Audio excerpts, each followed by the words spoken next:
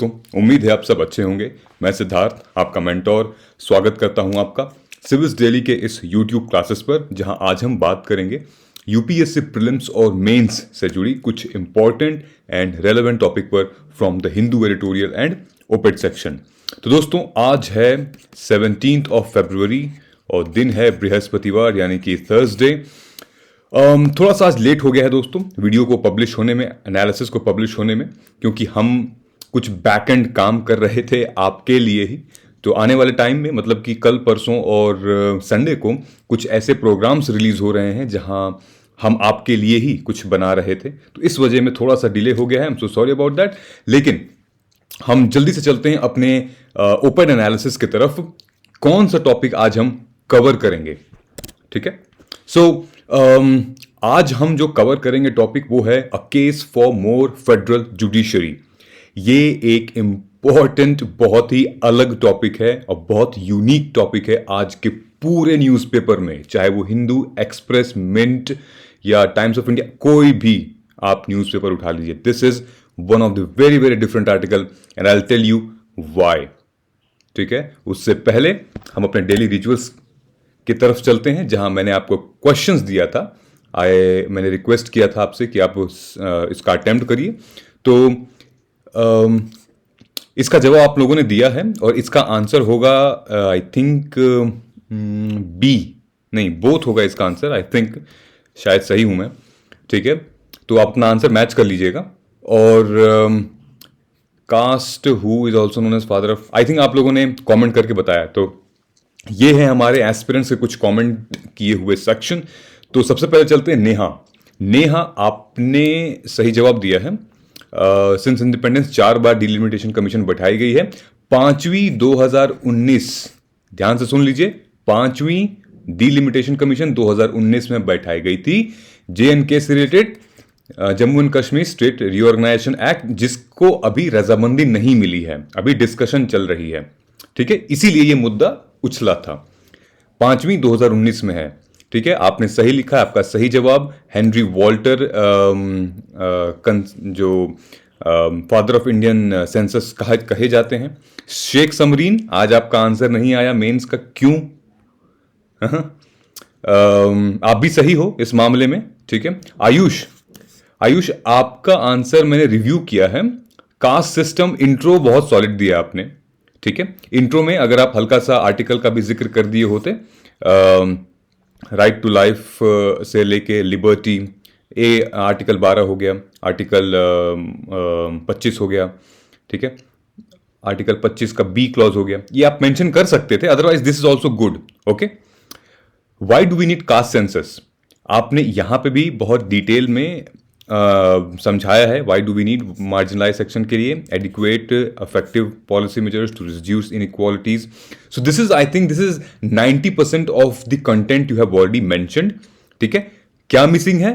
Missing ये है कि थोड़ा सा जो कंटेक्स्ट पार्ट है, मतलब कि आपको सब्सटेंशिएट करना है, आपको यहाँ पे तर्कों के साथ, तथ्यों के साथ बात करनी है। जजमेंट्स, रिपोर्ट्स, कमीशंस, ये सारी चीजें आपको यहां पे मेंशन कर देनी चाहिए थी, ठीक है? मंडल कमीशन हो गया, इंदिरा साहनी का जजमेंट हो गया, कुछ ऐसे रिलेटेड चीजें आपको डालनी चाहिए इसमें, ठीक है? तो ही आपका आंसर कंक्रीट होगा। ओके, धीरे धीरे आप समझते जाएंगे, सीखते जाएंगे, बट छोड़िएगा मत आंसर राइटिंग। बहुत अच्छी बात है कि आप डेली आंसर राइटिंग करते हैं, और छोड़िएगा मत, you will learn daily, okay? Abhay कहते हैं कि you are such a great teacher. Great क्या यार, आप लोग के वजह से ही हमें इतनी एनर्जी मिलती है, हम पढ़ाते हैं।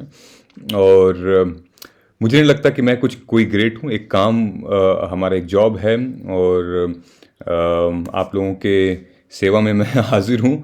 So is nothing about great, but yes, stay tuned. और आई एम श्योर अगर आपके पढ़ाई में इससे वैल्यू ऐड हो रही होगी तो प्लीज़ आप कंटिन्यू रखिएगा, ठीक है? ऑफ कोर्स होना चाहिए सर, बोथ सही है, फादर सही है, 4 times, so very good guys, आप सबका आंसर सही है और सही ट्रैक पे आप लोग चल रहे हैं, ओके? चलिए हम चलते हैं अपने आगे के स्लाइड में। सो ये दोस्तों प्रीलिम्स सर पे है, लगभग 100 दिन हैं प्रीलिम्स में, ठीक है?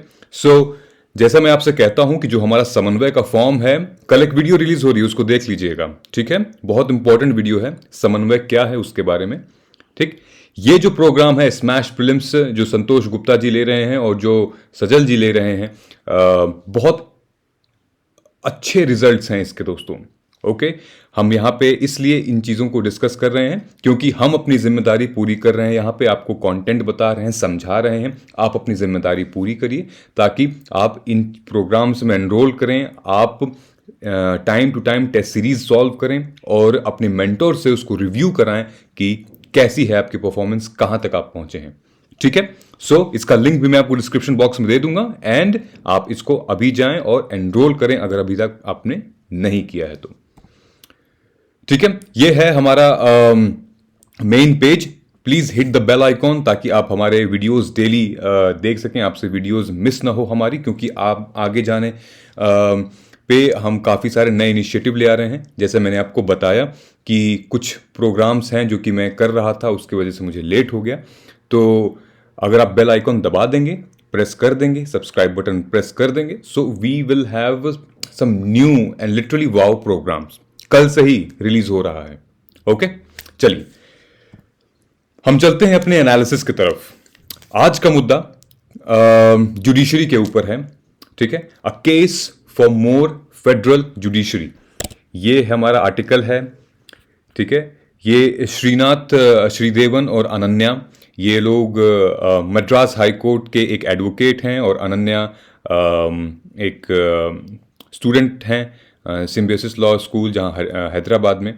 सो देखिए कितना अच्छी बात है कि स्टूडेंट के पर्सपेक्टिव इतने अच्छे से निकल के आ रहे हैं, कितना अच्छा कंसेप्ट है। सो आई एम श्योर आपको भी इस बारे में जानकारी होगी। सो स्टे ट्यून्ड, अभी we are going to discuss very very different point of view here. अब तक हमने ये देखा था कि फेडरलिज्म, जिसको हम संघवाद हिंदी में कहते हैं, अब तक हमने ये देखा था कि फेडरलिज्म बेसिकली सेंटर स्टेट के बीच में होना चाहिए, ठीक है। साथ मिल के काम करना चाहिए, रिस्पॉन्सिबिलिटीज शेयर करनी चाहिए, पावर शेयर करना चाहिए, अकाउंट्स शेयर करना चाहिए, रोल शेयर करना चाहिए, ठीक है। आज हम समझेंगे जुडिशरी के मामले में फेडरलिज्म कहां स्टैंड करता है, ठीक है। जो हमारा सर्वोच्च न्यायालय है यानी कि सुप्रीम कोर्ट और जो हमारे हाई कोर्ट हैं, उनके बीच में क्या तालमेल है, ठीक है। क्या ऐसा है कि सेंटर और स्टेट की तरह ही हाई कोर्ट और सुप्रीम कोर्ट कहीं ना कहीं पावर्स एक्यूमुलेट करके रख रहे हैं? तो बहुत इंटरेस्टिंग आर्टिकल है, इसको समझिएगा, बहुत अच्छे से लिखा हुआ है, ठीक है। हम चलते हैं अपने पीपीटी की तरफ, प्रेजेंटेशन की तरफ, ठीक है। मेंस पेपर 2 का एक इंपॉर्टेंट एंगल है एग्जीक्यूटिव जुडिशरी, ठीक है। हालांकि बहुत ब्रॉड टर्म है, इसको डिटेल में हम समझेंगे, जैसे कि फेडरल स्ट्रक्चर के बारे में बताया है और मेंस पेपर 2 में फेडरल जुडिशरी के बारे में बताया है। आपको याद होना चाहिए दोस्तों, यूपीएससी मेंस के GS2 में इसी साल 2021 के अभी जनवरी में जो एग्जाम हुआ था, उसमें फेडरलिज्म से नहीं डायरेक्टली, बल्कि इंडिया और यूएस के जुडिशरी से क्वेश्चन आया था, ठीक है। इंडिया एंड यूएस के जुडिशरी से एक क्वेश्चन आया था। तो मैं ये दावे के साथ तो नहीं कह सकता, लेकिन मैं ये जरूर इंश्योर कर सकता हूं आपको कि इस क्वेश्चन के कुछ ना कुछ एंगल तो जरूर आपको दिखने को मिल जाएंगे जीएस पेपर 2 के क्वेश्चन में। और ये इंपॉर्टेंट है यहां समझना कि आखिर फेडरल जुडिशरी की बात क्यों हो रही है, आखिर न्यायालय में जो हमारा सुप्रीम कोर्ट है, जो हाई कोर्ट है, उनमें संघवाद की बात क्यों हो रही है, फेडरलिज्म की बात क्यों हो रही है। ओके, तो चलिए आइए देखते हैं। सो कुछ टाइम पहले अभी आपने देखा होगा कि हम गवर्नर्स की बात कर रहे थे, जहां पे गवर्नर की पावर, रोल के बारे में बात कर रहे थे, राइट। जहां पे रिसेंटली आईएएस काडर रूल से रिलेटेड बहुत सारी चीजें हैं, जहां पे मेरा एक वीडियो भी है, आप लोगों ने देखा भी है।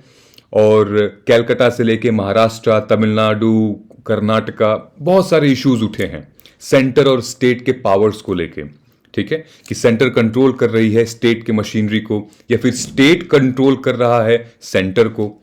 ऐसे कुछ विवाद सामने आते हैं, ऐसे न्यूज सामने आती है। लेकिन हाई कोर्ट्स या सुप्रीम कोर्ट से रिलेटेड ऐसा पहली बार हम सुनेंगे, पहली बार हम पढ़ेंगे यहां पे, ठीक है।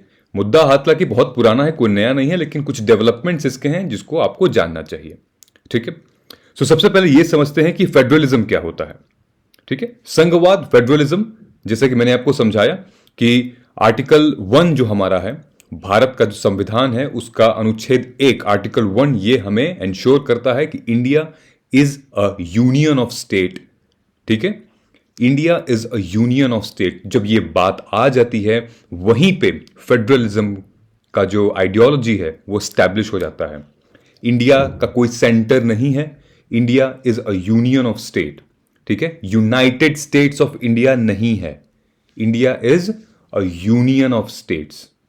अंडरस्टूड? ठीक है, federalism in India, part of basic structure. Supreme Court in India has held that the federalist nature of our country is a part and parcel of basic structure of our constitution. Federalism, संघवाद basic structure है हमारे संविधान का। ये कहां mention था? ये सबसे पहले ये बात खुल के आई थी केशवानंदन भारती केस में। केबीसी कब हुआ था? ये 1973 में, और जजमेंट इसकी आई थी 24 अप्रैल को 1973 में। लगभग 7-6 जजेस की बेंच से ये फैसला उठा था। ठीक है, basic structure of the constitution में निहित है फेडरलिज्म। ठीक है, 2 मुद्दे हम समझेंगे आज यहां पे, वो इंपॉर्टेंट मुद्दे हैं। उसको समझ लोगे आप तो पूरा का पूरा आर्टिकल समझ लोगे। वो ये है कि अ मिड पॉइंट यूनिटेरियनिज्म। ठीक है, व्हाट इज यूनिटेरियनिज्म एंड कॉन्फेडरलिज्म, ये दोनों चीजें यहां पे मेंशन की गई, यूनिटेरियनिज्म एंड कॉन्फेडरलिज्म। ठीक है, basically federalism is a mid point between unitarianism and confederalism. अगर मान लेते हैं यहां पे यूनिटेरियनिज्म है, ठीक है, ये पूरी लाइन यहां तक गई, यहां पे है कॉन्फेडरलिज्म। ठीक है, यूसी का आप नाम जान लो। This is the federalism, this point is the federalism.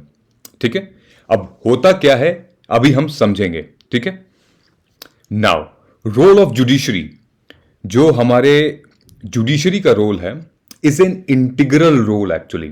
ठीक है, इंटीग्रल रोल है, मतलब कि यूनाइटेड स्टेट्स ऑफ अमेरिका में अगर हम यूएस का एग्जांपल लें, वहां पे जुडिशरी इंटीग्रल नहीं है। अगर यूएस के किसी भी हाई कोर्ट का जजमेंट आता है तो वो उस स्टेट के लिए प्राथमिक होगा, प्रायोरिटी होगा।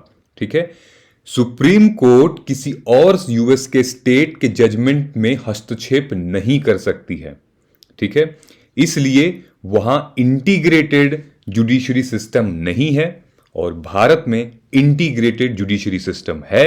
मतलब कि अगर कोई व्यक्ति, कोई कम्युनिटी, कोई समुदाय, कोई ग्रुप, कोई ऑर्गेनाइजेशन अगर हाई कोर्ट के फैसले से संतुष्ट नहीं है, खुश नहीं है, तो वो सुप्रीम कोर्ट में चैलेंज कर सकता है या कर सकते हैं, और सुप्रीम कोर्ट ये इंश्योर करेगा कि उसकी पूरी सुनवाई होगी, पूरा जजमेंट होगा।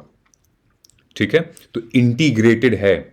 एक व्यक्ति भी पहुंच सकता है सुप्रीम कोर्ट, जरूरी नहीं कि सिर्फ कोई समुदाय ही पहुंचे या फिर कोई पेचीदा केस ही पहुंचे। एक साधारण आम आदमी भी अप्रोच कर सकता है, दरवाजा खटखटा सकता है सर्वोच्च न्यायालय का, सुप्रीम कोर्ट का। ठीक है, यहीं पे वो बात कही गई है कि there is a robust federal judicial system which interprets this constitution and therefore adjudicates upon the rights of the federal unit and central unit and between the citizen and these unit. Bharat का supreme court पूरे world के supreme court से सबसे ज्यादा strong है और सबसे अच्छी पकड़ है उनकी। ठीक है, आगे बढ़ते हैं। नेचर क्या है हमारे सुप्रीम कोर्ट का? Federal judicial system comprises of Supreme Court and High Court. In that sense, this is only that these two courts that can adjudicate on the rights of federal units. ठीक है, जब हम federal unit की बात कर रहे हैं तो मतलब कि राज्यों के संघवाद की बात कर रहे हैं। इन दोनों के बीच में जब भी कोई बात आएगी, कोई भी विवाद होगा, तो यही 2 कोर्ट ऐसे हैं भारत में जिनको यह अधिकार दिया गया है कि फेडरल यूनिट के राइट से लेके ये सुनवाई कर सकते हैं, जजमेंट सुना सकते हैं।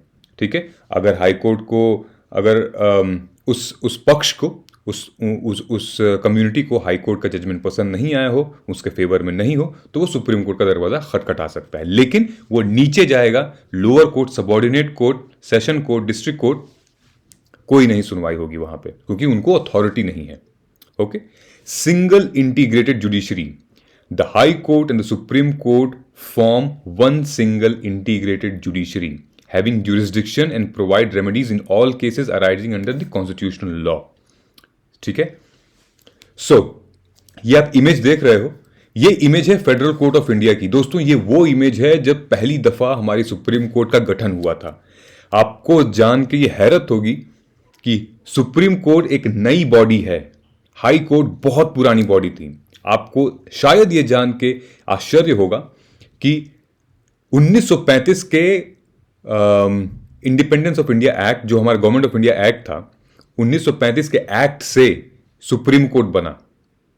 ठीक है, 1937 में इसका गठन हुआ और उसके बाद फिर आजादी के बाद फिर ये सक्रिय हुआ, ये एक्टिव हुआ।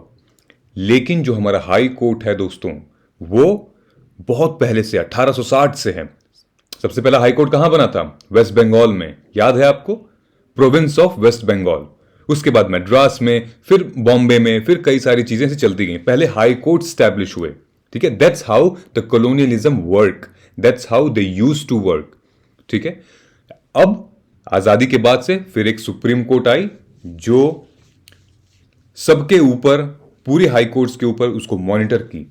ठीक है, हालांकि सुप्रीम कोर्ट का ये कहना है कि हम कोई मॉनिटर नहीं करते हैं, हम एक जो समानता का अधिकार है सुप्रीम कोर्ट और हाई कोर्ट का, हम बस एक चेक्स एंड बैलेंस रखते हैं।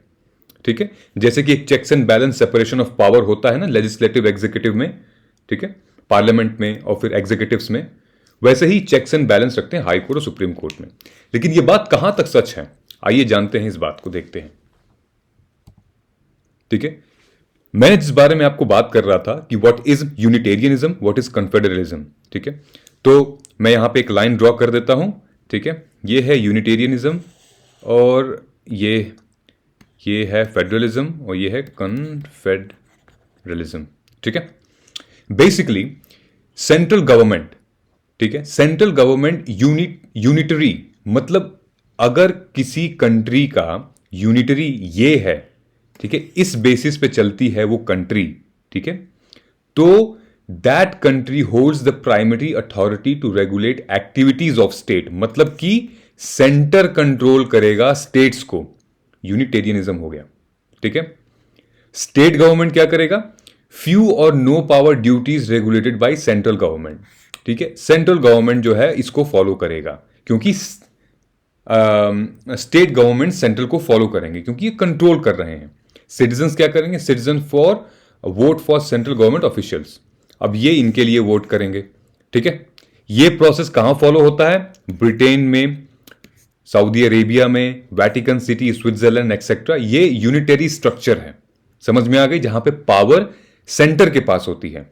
ठीक है, दूसरा कौन सा था? कन्फेडरेट, मतलब confederalism, limited power coordinating states activities. बोले तो यहां पे स्टेट्स के पास ज्यादा पावर होती हैं, सेंटर के पास कम पावर होती हैं। और मुझे पता है आपको सबसे पहले एग्जांपल क्या आएगा? सबसे पहले एग्जांपल आपके पास आएगा वो है यूरोपियन यूनियन। ये दोस्तों ईयू, यूरोपियन यूनियन के स्टेट्स, राज्यों के पास बहुत पावर है। ठीक है, sovereign allocate some duties on central government, ये लोग एलोकेट करते हैं, राज्य सरकार एलोकेट करती है ड्यूटीज सेंट्रल गवर्नमेंट को, भाई आप ये करो वो करो, मतलब कि वो सिर्फ एक फेस हैं। ओके, यूरोप की central government is only the face and rest everything is done by the state government. ठीक है, यहां पे भी लोग स्टेट गवर्नमेंट को वोट देते हैं, ना कि सेंट्रल गवर्नमेंट को। समझ में आई? अब हम आते हैं फेडरल स्ट्रक्चर पे। फेडरल स्ट्रक्चर ये वहां फॉलो होता है जहां पे मेजरली डेमोक्रेटाइजेशन है, डेमोक्रेटिक स्टेट है। United states, Mexico, Germany, Brazil, ये सारे कंट्रीज फेडरलिज्म को फॉलो करती हैं। Share power with states, share power with central government, vote for both states and central government officials. तो यहां पे आप ध्यान दीजिएगा, अगर यूनिटेरियनिज्म है, तो पावर होगी सेंट्रल के पास, सेंट्रल गवर्नमेंट के पास। अगर कॉन्फेडरलिज्म है तो पावर होगी स्टेट गवर्नमेंट के पास। ठीक है, मतलब कि अगर यूनिटेरियनिज्म में अगर कोई मुद्दा उठा, कोई बवाल हुआ, इधर उधर हुआ, तो सेंटर संभाल लेगा क्योंकि पावर उसके पास है। स्टेट लेवल पे कुछ बवाल हुआ, कोई मुद्दा इधर उधर हुआ, या फिर कोई बहस हो गई, फिर डिसएग्रीमेंट हो गए, तो स्टेट गवर्नमेंट कॉन्फेडरलिज्म में संभाल लेगा, उसके पास पावर है, वो कंट्रोल कर लेगा। लेकिन जब फेडरलिज्म वाले स्टेट में इधर से भी विवाद है, उधर से भी विवाद है, तो बीच में कौन आता है? बीच में आती है सुप्रीम कोर्ट, सर्वोच्च न्यायालय, एपेक्स कोर्ट, जो कि मामले को सुलझाती है, ना कि सिर्फ सेंटर और स्टेट के, बल्कि सिटीजन्स, डायरेक्टली सिटीजन्स के मामले को भी सुलझाती है। ठीक है, सो equality of power of high court जजेस एंड सुप्रीम कोर्ट जजेस। ठीक है, Indian constitution N V says the equality of power of high court जजेस एंड सुप्रीम कोर्ट जजेस एंड हाई कोर्ट जजेस not being a subordinate of supreme court जजेस। दोस्तों, 1990 से पहले ऐसा ही था कि सुप्रीम कोर्ट हमेशा ये प्रिटेंड करते थे कि हम मतलब हाई कोर्ट हमारा सबऑर्डिनेट नहीं है। ठीक है, हाई कोर्ट को पूरी आजादी है जजमेंट देने की, हाई कोर्ट को पूरी छूट है अपने मामले में सुनवाई करने की।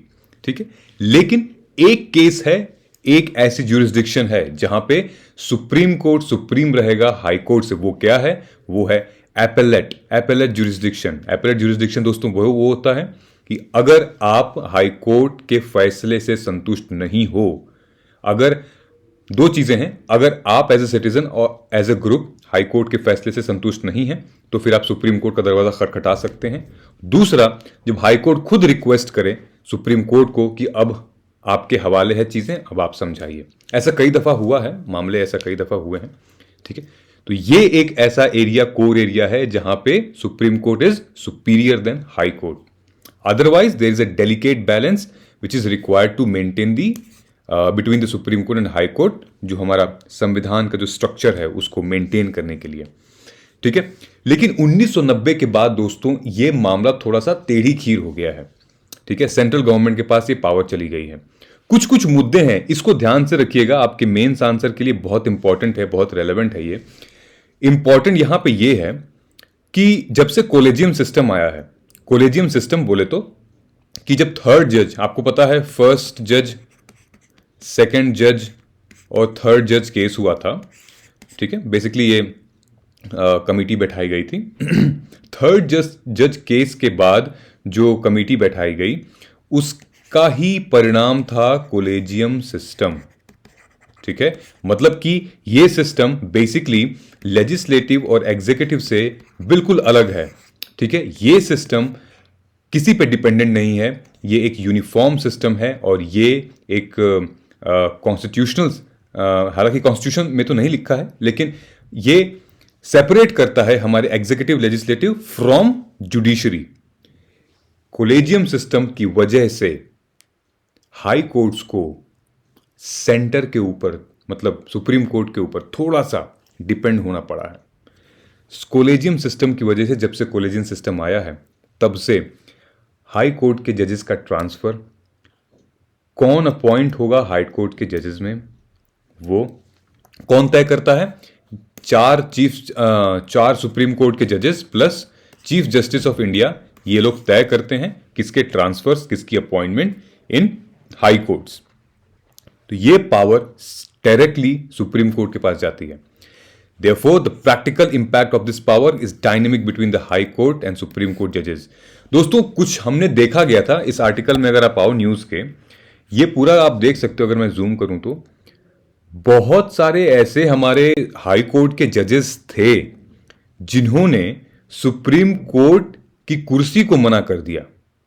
उन्होंने कहा नहीं, हम संतुष्ट हैं, हम अपने राज्य में, हम अपने स्टेट में संतुष्ट हैं। जैसे कि बॉम्बे हाई कोर्ट के चीफ जस्टिस के जज थे जस्टिस MC छागला। ठीक है, chief justice of Madras high court PV Rajamannar, इन लोगों को ऑफर की गई थी सीट, क्योंकि बहुत महान व्यक्ति थे, बहुत जबरदस्त केस इन्होंने अपने अपने राज्यों में सुनाया है, जजमेंट दी है, लेकिन इन लोगों ने मना कर दिया। ठीक है, preferring to be the justice of prestigious high courts than being ordinary जजेस in a newly formed courts. Okay, ये थी धाक, ये थी जज्बा था हाई कोर्ट का, ये पावर थी उस टाइम पे। हालांकि अभी भी है, नो डाउट, लेकिन कोलेजियम सिस्टम की वजह से थोड़ी सी चीजें डिस्टर्ब हो गई हैं। ना कि सिर्फ कोलेजियन सिस्टम दोस्तों, बल्कि यहां देखा गया है कि कभी कभी पीआईएल डायरेक्ट हो जाती है सुप्रीम कोर्ट में हाई कोर्ट को क्रॉस करते हुए। ठीक है, हम कहते हैं ना कि लेवल स्किप कर दिया, लेवल स्किप करते हुए पीआईएल डल जाती है सुप्रीम कोर्ट में। जो हमारे 5 रिट्स होते हैं ना, कौन कौन से 5 रिट्स होते हैं वो कमेंट करके आप बताइए तो। ठीक है, जो हमारे 5 रिट्स होते हैं उसके तहत आप या कोई एक individual group community member direct supreme court जा सकता है। ठीक है, और भी कई सारे केसेस हैं, जैसे कि पैरेलल जुडिशियल सिस्टम बोले तो successive governments have passed laws that create parallel judicial system of courts and tribunals which provides direct appeals to supreme court and bypassing high court. जैसे कि कुछ कुछ सिस्टम्स हैं, कौन कौन से हैं, कुछ ट्रिब्यूनल्स बने हुए हैं, कंपटीशन कमीशन ऑफ इंडिया है, द कंपनी लॉ ट्रिब्यूनल्स है, कंज्यूमर कोर्ट्स हैं। इन चीजों की वजह से, ऐसे सेटअप की वजह से कंज्यूमर डायरेक्ट सुप्रीम कोर्ट का दरवाजा खटखटा सकते हैं, हाई कोर्ट कुछ पीछे छोड़ सकते हैं। ठीक है, देखिए हाई कोर्ट के कुछ फैसले भी बहुत ही आड़े टेढ़े भी रहे हैं, और ये बहुत अच्छी बात है। लोग यही कहते हैं कि शुक्र है हमारे देश में सुप्रीम कोर्ट है। ठीक है, हाई कोर्ट के भी फैसले कुछ बहुत अच्छे एक टाइम पे नहीं रहे हैं। 90% ऑफ देम बहुत फाइन जजमेंट दी है, लेकिन 10% अभी भी काला धब्बा किसी न किसी राज्य के हाई कोर्ट में है। ठीक है, इंटरवेंशन सुप्रीम कोर्ट। ठीक, इंटरवेंशन बोले तो अभी रिसेंटली हम 2018 में देखा गया था कि दिल्ली में किसी ने डायरेक्टली पिटीशन फाइल कर दी थी सुप्रीम कोर्ट में टू कर्टेल दिवाली सेलिब्रेशन। ठीक है, सोचिए दिवाली सेलिब्रेशन की बात छोटी सी बात है, वो दिल्ली हाई कोर्ट में फाइल होनी चाहिए थी, लेकिन वो सुप्रीम कोर्ट में फाइल हुई। अब केसेस जो भी सुप्रीम कोर्ट ने सुनाया हो जजमेंट, वो अलग बात है, लेकिन ये कुछ मामले, अब जैसे एक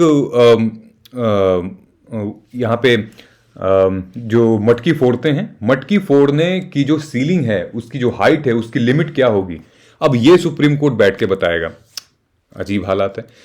इसी की वजह से तो इतने सारे पेंडिंग केसेस पड़े हुए हैं, नेशनल केसेस पड़े हुए हैं सुप्रीम कोर्ट के पास, जो कि वो सॉल्व नहीं कर पा रही है, इन सब मामलों में फंसी हुई है।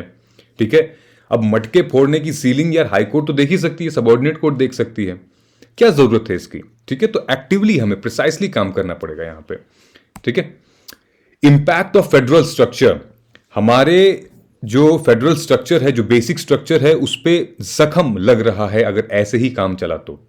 ठीक है, तो ये कुछ रीजंस है दोस्तों, वो आपको याद रखना पड़ेगा। Erosion of standing high court and impact on federal structure. Impact on federal structure जब हम बात कर रहे हैं, the greater degree of centralisation of judiciary the weaker the federal structure.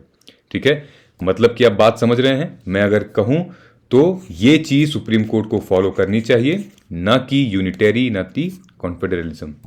Okay, now court face much weaker constraint when they strike down state legislation, okay, especially state laws that are disapproved by national political majority। ऐसा देखा गया है। In fact Nigeria में एक case study हुई थी, और ये भी पाया गया कि वहां की सुप्रीम कोर्ट जो है, वहां के करंट तत्कालीन सरकार को सपोर्ट करती है, फेवर करती है अपने स्टेट यूनिट्स को लेके। ठीक है, मेरा आपसे एक सवाल है, आज के टाइम पे जो हमारी माननीय सुप्रीम कोर्ट है, सर्वोच्च न्यायालय है, और बीजेपी की गवर्नमेंट है, क्या आपको लगता है सुप्रीम कोर्ट का स्टैंड कहां पे है? अगर मैं आपको 3 चीजें बताऊं, यूनिटेरियनिज्म, कॉन्फेडरलिज्म और फेडरलिज्म में, आपको क्या लगता है आज का क्या स्टैंड है, आज का क्या सिचुएशन है? ठीक, ये आप सोच के कमेंट करके बताइएगा। ठीक है, वैसे भी फेडरलिज्म जो है वो हमेशा से मिड पॉइंट है यूनिटेरियनिज्म के और सेंट्रलिज्म के। ठीक है, to which states are subordinate and confederalism where in the states are supreme. ठीक है, ये कंक्लूजन में हम अब आते हैं, और एक इंटीग्रल पार्ट है सुप्रीम कोर्ट हमारे पूरे संविधान का, और उसको इंश्योर करना पड़ेगा कि भाई एक रोबस्ट फेडरल जुडिशियल सिस्टम होना चाहिए, जो कि हमारे कॉन्स्टिट्यूशन को इंटरप्रेट करे, टाइम टू टाइम इंटरप्रेट करे, और हाई कोर्ट्स के साथ संग में, साथ में काम करे, ना कि उसको अथॉरिटी बन के काम करे। ठीक है, so the federal system comprises of the Supreme Court and High Court. In that sense, it is the only two court which can adjudicate on rights. ठीक है, तो दोस्तों आज का आई थिंक ओपेड एनालिसिस आपको समझ में आया होगा। थोड़ा सा अलग था, बहुत इंपॉर्टेंट था, और इसीलिए मैंने लेट हो गया, लेकिन मैं आया आपके पास, आपके बीच आया और इस मुद्दे को उठाया क्योंकि मुझे लगा ये इंपॉर्टेंट है। ठीक है, सो ये सारी चीज़ें आप समझ लीजिएगा। पीडीएफ मैं आपको दे दूंगा, पीडीएफ डाउनलोड कर लीजिएगा। जो हमारे फर्स्ट कमेंट में जो पिंड कमेंट है उसमें मैंने समन्वय फॉर्म का लिंक दिया है, आप लिंक फिल करिए। ठीक है, लिंक फिल करके उसके बाद आपको जब आप सबमिट करेंगे तो एक लिंक आएगा, उसको आप सेव करिए, वही पीडीएफ होगा, उसको आप क्लिक करेंगे तो डेली पीडीएफ आपको मिल जाएगा। ठीक है, चलिए दोस्तों, thank you so much for that. And उम्मीद है कि आप जो पूछे गए क्वेश्चंस पे ज़रूर आप आंसर करेंगे। ठीक है, ये कुछ क्वेश्चंस हैं। ठीक है, हम चलते हैं, कल मिलते हैं आपसे, और कल का हमारा कुछ प्रोग्राम है, सैटरडे संडे, आप प्लीज़ उसको देखिएगा, समझिएगा। And I shall see you tomorrow then. Thank you so much for watching. अपना ख्याल रखिए, तब तक मिलते हैं हम अगले एनालिसिस में। ठीक है, जय हिंद।